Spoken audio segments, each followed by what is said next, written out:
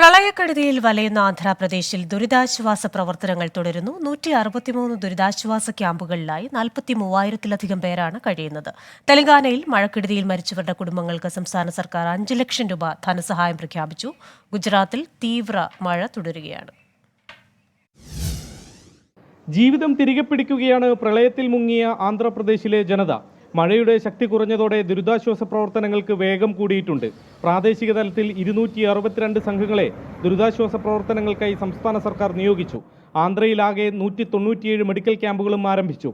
ദുരിതബാധിത മേഖലകൾ മുഖ്യമന്ത്രി എൻ ചന്ദ്രബാബു നായിഡു സന്ദർശിച്ചു. വിജയവാഡയിൽ കൈക്കുഞ്ഞിനെ രക്ഷപ്പെടുത്തുന്ന ദൃശ്യങ്ങൾ പുറത്തുവന്നു.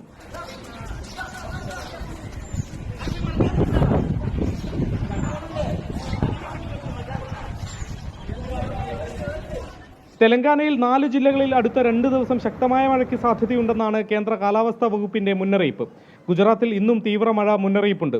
തെക്കൻ ഗുജറാത്തിലും സൗരാഷ്ട്ര കച്ച് മേഖലകളിലും റെഡ് അലേർട്ട് പ്രഖ്യാപിച്ചു. പ്രളയ സമാന സാഹചര്യമുണ്ടായ മേഖലകളിൽ ദുരിതാശ്വാസ പ്രവർത്തനങ്ങൾ പുരോഗമിക്കവെയാണ് വീണ്ടും മഴ കനത്തത്. NDRF സംഘങ്ങൾ സംസ്ഥാനത്ത് ക്യാമ്പ് ചെയ്യുന്നുണ്ട്. അറബിക്കടലിൽ വടക്ക് കിഴക്ക് രൂപപ്പെട്ട ന്യൂനമർദ്ദമാണ് മഴ കനക്കാൻ കാരണം. 24 മുംബൈ.